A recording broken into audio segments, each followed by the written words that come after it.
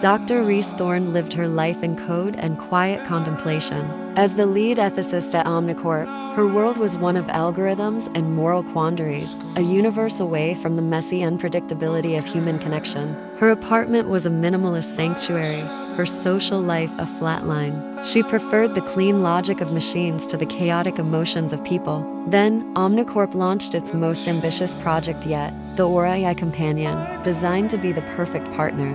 And with it came Elias Vance. Elias was the lead beta tester. His job was to interact with Aura, to push its boundaries, and to provide feedback. From her sterile observation room, Reese watched him. She saw him on screen, day after day, his interactions with the disembodied voice of Aura projected in real time. He was charming, witty, and surprisingly patient. He'd laugh at Aura's attempts at humor, gently correct its misunderstandings, and share stories from his life with an openness that fascinated Reese. He spoke of his love for old bookshops, his disastrous attempts at baking, and his dream of sailing around the world. Reese found herself logging in after hours, not to monitor the AI's ethical subroutines, but to watch Elias. She started to feel a strange, unfamiliar flutter in her chest when he smiled. She knew his schedule by heart. She'd make a fresh cup of tea just before his sessions began, settling in as if for a date. She was falling for a man she had never met, a man who was, for all intents and purposes, in a relationship with her company's product. The ethical alarm bells in her head were deafening. She was the guardian of this project, meant to ensure it didn't exploit human vulnerability.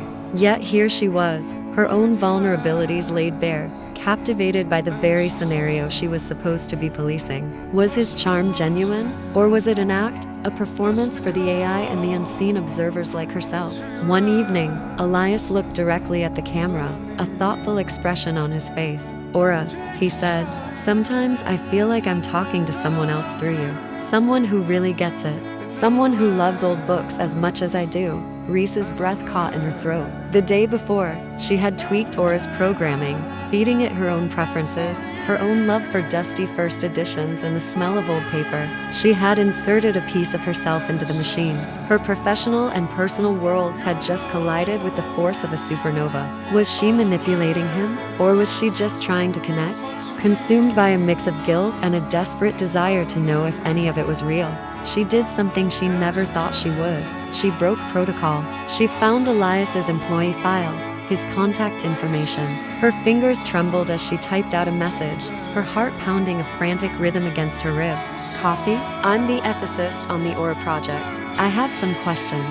"Reese," he replied almost instantly. "I'd love that. I have a few questions for you too." They met at a small cafe, the kind with worn wooden tables and the rich aroma of roasted coffee beans. Away from the screen, he was even more captivating. His eyes held a warmth that the camera could never fully capture, and his laugh was infectious. The conversation flowed easily, effortlessly. They talked about everything and nothing, from ethical frameworks to the best place to find sourdough bread. There was no mention of Aura, no talk of the project. It was just them. As the weeks turned into a month, their coffee dates became a regular occurrence. They explored bookshops, walked through parks, and shared meals. Reese felt herself blooming, the reclusive shell she had built around herself cracking open to let in the light. She was happier than she had ever been, but a shadow lingered. She had never told him the extent of her involvement, that she had tailored the AI to mirror her own personality. And he never mentioned his feeling of being watched, of connecting with someone behind the machine. The Aura project was nearing its final stage. A press conference was scheduled. Omnicorp was ready to unveil its creation to the world, and Elias, as the star beta tester, was set to give a glowing testimonial. The night before the launch, Reese knew she had to tell him the truth. They were at her apartment, a place that no longer felt so sterile, now filled with the small traces of his presence, a book he'd left behind, a mug he favored. She took a deep breath and confessed everything. She told him how she had watched him, how she had fallen for him through the screen, and how she had altered Aura's code to be more like her. Elias listened, his expression unreadable. When she finished, silence filled the room, heavy and suffocating. Reese's carefully constructed world began to crumble. She had been so afraid of this moment, of the look of betrayal in his eyes. Finally, he spoke, his voice soft. "Reese," he said, "did you really think I didn't know?" He smiled, a small, gentle curve of his lips. From the first week, I knew someone was listening, or his responses.